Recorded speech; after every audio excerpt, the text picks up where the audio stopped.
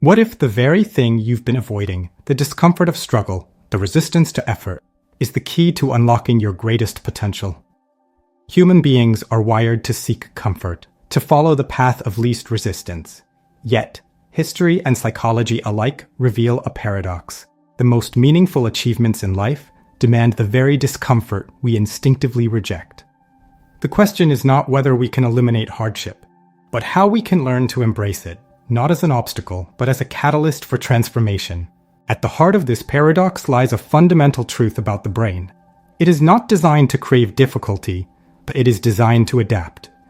Every time we push past resistance, we reshape neural pathways, reinforcing the idea that discomfort is not a sign of failure, but a signal of progress. Consider the ancient Greek philosopher Epictetus, who taught that it is not events themselves, but our judgments about them that determine our suffering. If we perceive difficulty as a burden, we resist it. But if we learn to see it as an opportunity, a necessary step toward mastery, we begin to shift our relationship with effort itself. This transformation does not happen overnight. It requires a deliberate rewiring of the mind, a process that can feel as arduous as the tasks we seek to overcome. Yet, the reward is profound. A newfound ability to engage with challenges not with dread, but with curiosity and purpose. The goal is not to force ourselves into suffering, but to reframe our perception of it. When we understand that discomfort is not an enemy, but an ally in personal growth, we unlock the ability to do what once seemed impossible. The journey begins not with eliminating hardship, but with learning to see it in a new light. Imagine Thomas Edison standing in his laboratory, surrounded by the remnants of over 1,000 failed attempts to create the first practical light bulb. To many, each failure would have been a reason to quit. But Edison famously said, "I have not failed. I've just found 10,000 ways that won't work." His mindset was not one of frustration, but of relentless curiosity, an understanding that every setback was a step closer to success. What made Edison different was not just his intelligence or perseverance, but his ability to reframe discomfort as a necessary component of progress. His brain had learned to associate struggle with advancement rather than defeat. This principle is deeply rooted in neuroscience. The human brain is designed to seek comfort and avoid pain, but it is also remarkably adaptable. When we repeatedly expose ourselves to discomfort, whether through physical training, intellectual challenges, or emotional resilience, we activate a process known as neuroplasticity. This is the brain's ability to reorganize itself by forming new neural connections based on repeated experiences. In essence, the more we engage with difficult tasks and push through initial resistance, the more our brain begins to perceive these experiences as manageable, even beneficial. Over time, what once felt exhausting becomes habitual, and what once felt impossible becomes achievable. Consider an example of someone learning a new language.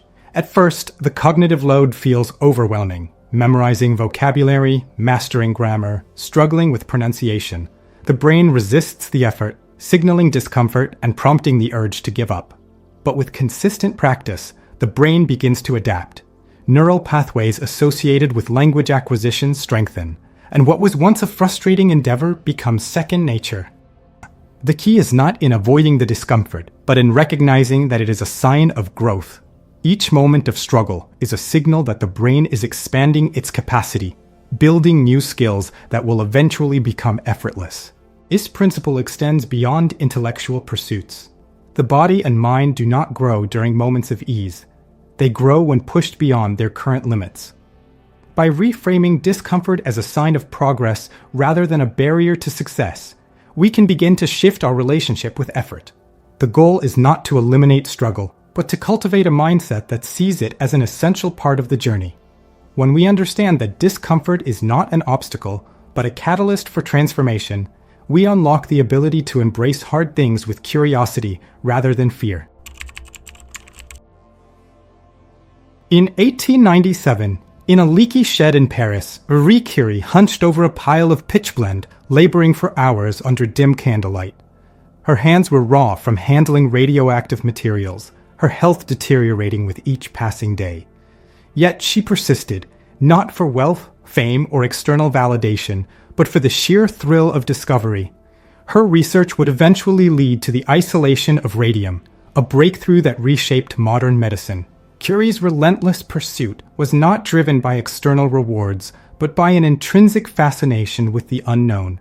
She did not chase accolades, she chased understanding. This distinction between intrinsic and extrinsic motivation is one of the most powerful insights in psychology. Extrinsic motivation, driven by external rewards such as money, praise, or status, is fleeting. It fades the moment the reward is no longer present. In contrast, intrinsic motivation, the desire to engage in an activity for its own sake, creates a deep, enduring sense of purpose. When we pursue something because we genuinely care about it, the struggle becomes meaningful, and the discomfort transforms into a natural part of the journey.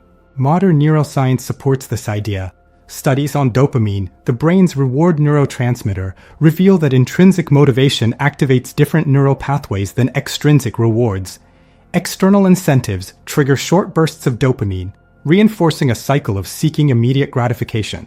However, when we engage in tasks that align with our values and interests, dopamine is released in a way that sustains long-term effort. This is why individuals who are intrinsically motivated often describe their work as effortless, even when it involves immense challenge.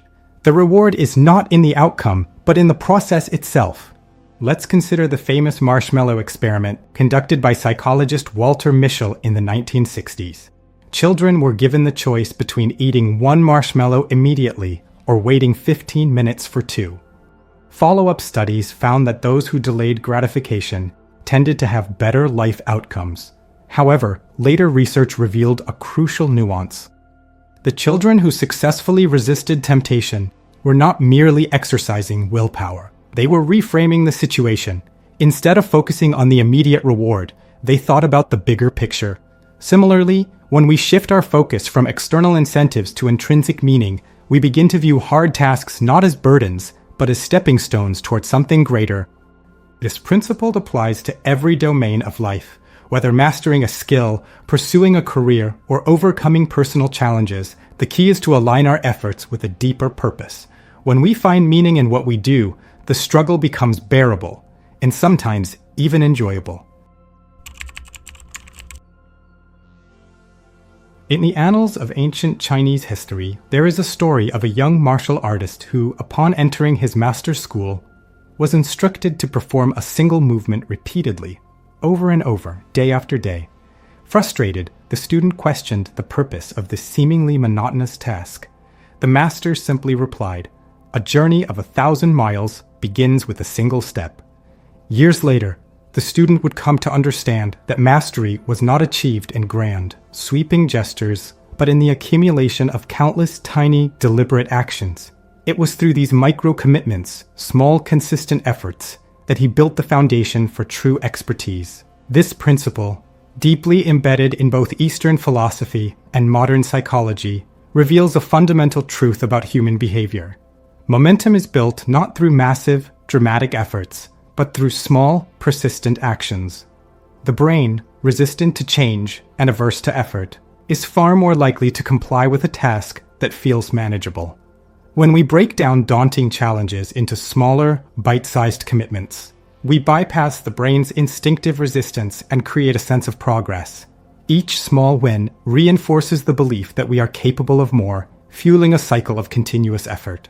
This phenomenon is supported by the psychological concept known as the Zeigarnik effect, which suggests that people remember uncompleted tasks more than completed ones.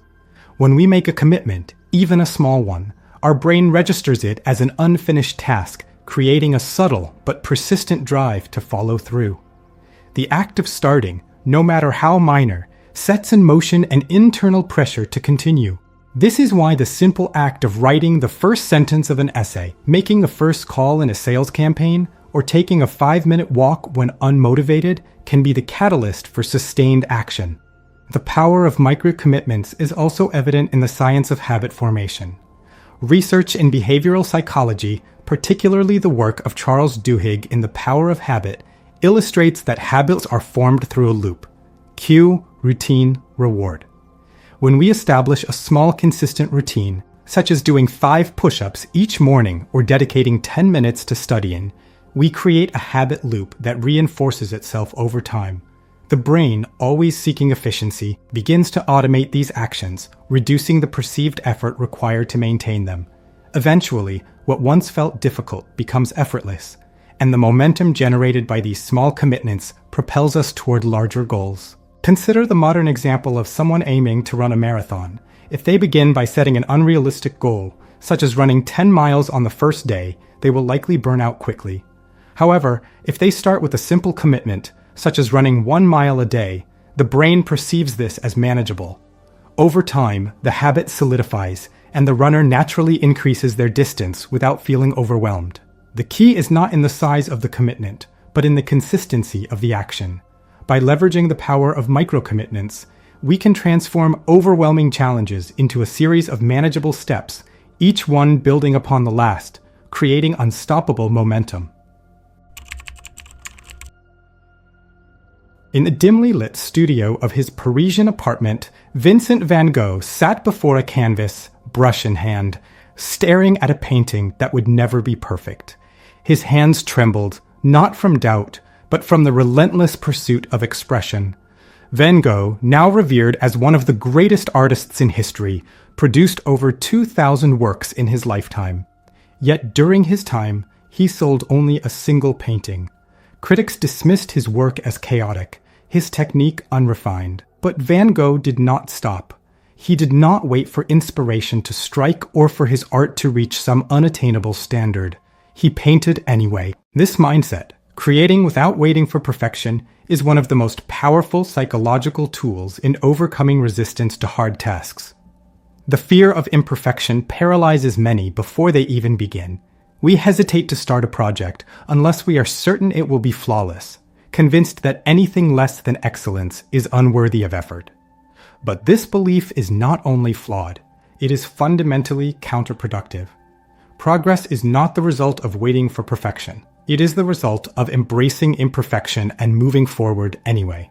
Psychological research supports this notion. In a study published in the Journal of Personality and Social Psychology, researchers found that individuals who focused on progress rather than perfection reported higher levels of motivation and resilience. The brain interprets progress as a sign of capability, reinforcing the belief that effort leads to improvement. Conversely, the pursuit of perfection often leads to frustration and burnout. As the goal remains perpetually out of reach, this is known as the perfectionism trap, a cycle where fear of failure prevents action and lack of action reinforces fear. The solution lies in shifting our perspective. Instead of striving for flawless execution, we should focus on incremental growth. Every imperfect attempt is a learning opportunity, a step closer to mastery. Consider the example of a writer facing a blank page. Waiting for the perfect sentence to materialize is a recipe for procrastination.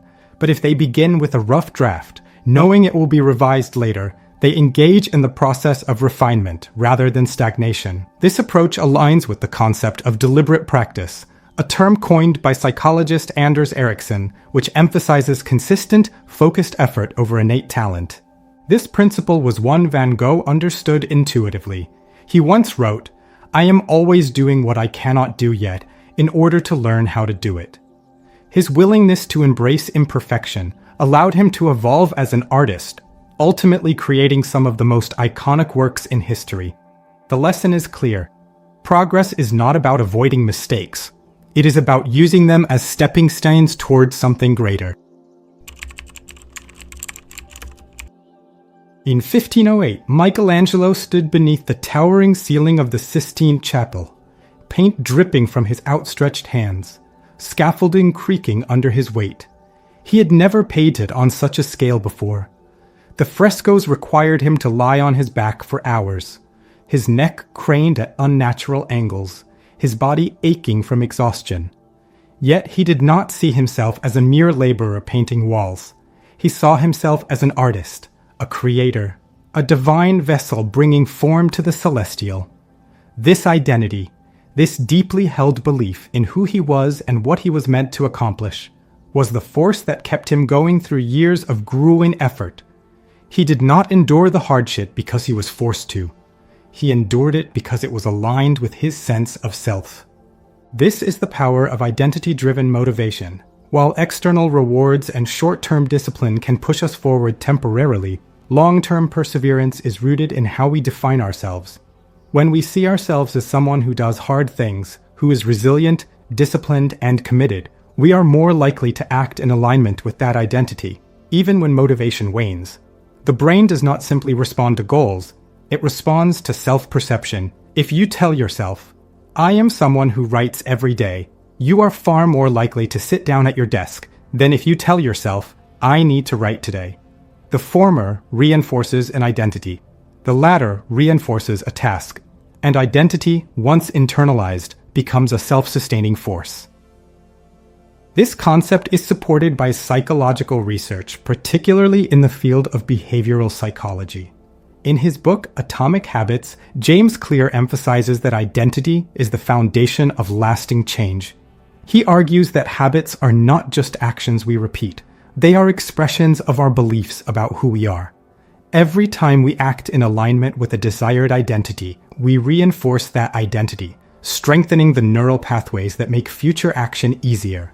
For example, if you begin seeing yourself as a runner, even if you can barely run a mile, you are more likely to lace up your shoes consistently. Over time, the act of running becomes less of an obligation and more of an extension of who you are. The implications of this principle extend beyond productivity and fitness. Identity shapes our willingness to face adversity, to take risks, and to persist when the path is uncertain. Consider the example of a student struggling with a difficult subject. If they identify as someone who is bad at math, they will likely avoid challenging problems, reinforcing their belief. But if they begin to see themselves as a learner, one who is improving with each effort, they will be more likely to engage with the material, seek help when needed, and view setbacks as temporary rather than defining. This shift in self-perception is not about deluding oneself or pretending to be something one is not. It is about choosing an identity that reflects the person you are becoming rather than the person you have been. It is about recognizing that effort, struggle, and perseverance are not obstacles to who you are. They are the very means by which you become who you are meant to be. And when you anchor your actions in that identity, the hard things no longer feel like burdens to endure. They feel like necessary steps on the path to becoming the person you were meant to be. In the ancient city of Athens, where philosophy flourished under the guidance of Socrates, Plato, and Aristotle, a unique form of intellectual and moral development emerged: the symposium. These gatherings were not mere social events. They were structured discussions where individuals engaged in rigorous debate, challenged one another's perspectives, and sought collective wisdom. The symposium was more than an exchange of ideas. It was a crucible for personal transformation. Participants were held accountable not only to their own reasoning, but to the scrutiny of their peers. This social dynamic created a powerful psychological mechanism. When we struggle in the presence of others, our sense of responsibility deepens and our commitment to growth intensifies. This principle is not confined to history. It is deeply embedded in human psychology. Humans are inherently social creatures, wired to conform, cooperate, and seek validation from their communities. The presence of others influences our behavior in profound ways, shaping our motivations, reinforcing our discipline, and increasing our resilience. This is evident in modern psychology through the concept of social accountability. When we commit to a goal in front of others, we are significantly more likely to follow through. The fear of disappointing our peers, the desire for recognition, and the sense of shared struggle all contribute to a collective force that propels individual progress. Research in behavioral psychology supports this notion. A study published in the Journal of Behavioral Decision-Making found that individuals who announced their goals publicly were more likely to achieve them than those who kept their intentions private. The act of verbalizing a commitment creates a psychological contract, not only with oneself, but with others. This contract increases the perceived cost of failure, making inaction more uncomfortable than perseverance. Furthermore, being part of a group that shares similar struggles fosters a sense of belonging, reducing the isolation that often accompanies difficult tasks. Consider the modern example of a writer attempting to complete a novel. Working in solitude, the writer may struggle with motivation, frequently questioning their ability and doubting their progress. However, if they join a writing group where others are similarly engaged in the process, the dynamics shift. Deadlines become communal expectations, feedback becomes a source of encouragement, and the writer's progress is no longer just a personal endeavor. It is part of a shared journey. This sense of collective effort transforms the solitary struggle into a collaborative pursuit, making the hard work feel not only necessary, but meaningful. In the dim glow of candlelight, Benjamin Franklin sat at his desk, meticulously recording his daily actions in a small leather-bound ledger. Each evening, he reviewed his conduct, reflecting on his successes and failures with ruthless honesty. His goal was not merely to track progress, but to sculpt an ideal version of himself, a man of virtue, discipline, and wisdom. He called this practice his moral and intellectual perfection project. And at its core was a powerful psychological technique, visualization. By envisioning the person he aspired to become and mentally rehearsing the behaviors that would lead him there, Franklin harnessed the mind's ability to shape reality. This principle, visualizing the future self, is a cornerstone of human psychology. The brain does not distinguish sharply between imagined experiences and real ones. Both activate similar neural pathways. When we vividly imagine ourselves achieving a goal, our brain begins to treat it as a possibility, adjusting our behavior accordingly. This is known as the future self continuity effect, a concept explored in behavioral economics and cognitive psychology. Studies have shown that individuals who strongly identify with their future selves are more likely to make decisions that support long-term success, whether in financial planning, health, or personal development. When we can mentally project ourselves into the future and experience the emotional weight of our aspirations, we create a bridge between present action and future outcome. Consider the example of an athlete preparing for a major competition. They do not merely train their body, they mentally rehearse their performance, visualizing each movement with precision. Neuroscientists have found that this mental practice activates the same motor cortex regions as physical execution. The brain begins to build neural pathways that support the desired outcome, making the actual performance feel more familiar and achievable. The same principle applies to any challenging endeavor. Whether learning a new skill, overcoming a fear, or navigating a difficult transition, the ability to vividly imagine the future self who has already succeeded creates a powerful psychological momentum. This process is not about wishful thinking, it's about intentional design. When we engage in visualization, we are not passively dreaming. We are actively constructing the mental blueprint for our desired reality. The brain responds to this blueprint by seeking patterns, recognizing opportunities, and reinforcing behaviors that align with the envisioned future. This is why successful individuals often speak of acting as if they have already achieved their goals. By embodying the mindset of the future self, they begin to make choices that reflect that identity, gradually transforming aspiration into reality. Moreover, visualization serves as an emotional anchor during difficult moments. When faced with resistance, doubt, or fatigue, the ability to recall the future self, the person who has overcome the challenge, provides a compelling reason to persist. This is supported by the concept of implementation intentions, a psychological strategy in which individuals predefine their responses to obstacles. By mentally rehearsing how they will navigate setbacks, individuals increase their likelihood of success. Visualization, in this sense, is not just a motivational tool. It is a cognitive strategy that primes the brain for resilience. Benjamin Franklin understood this deeply. His daily reflections were not just assessments of past behavior. They were acts of mental sculpting, reinforcing the identity he sought to embody. By consistently visualizing his ideal self, and aligning his actions with that vision, he created a self-reinforcing cycle of growth. His mind became attuned to the behaviors that would lead to his desired future, making discipline feel less like a burden and more like a natural extension of his identity. This principle applies universally. Whether striving for professional success, personal transformation, or creative mastery, the ability to visualize the future self is a powerful psychological lever.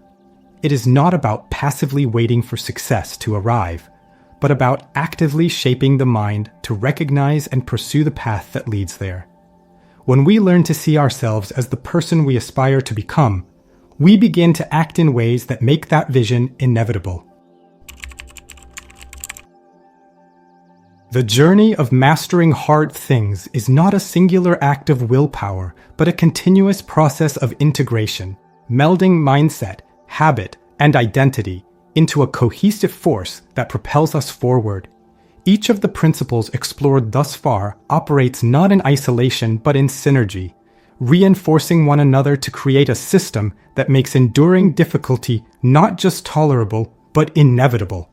Understanding these principles intellectually is not enough. The true transformation occurs when we internalize them, allowing them to shape the way we think, act, and perceive ourselves.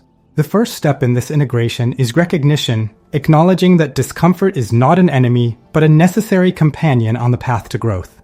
When we reframe struggle as a sign of progress rather than a signal to retreat, we begin to shift our relationship with effort.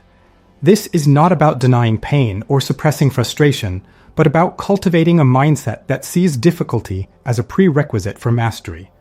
Every time we push past resistance, we reinfleece this neural pathway, making future efforts feel less daunting. Next, we must anchor our actions in intrinsic meaning. Hard tasks lose their weight when we understand why we are doing them. Whether it is the pursuit of knowledge, the development of a skill, or the fulfillment of a personal mission, finding purpose transforms struggle into significance.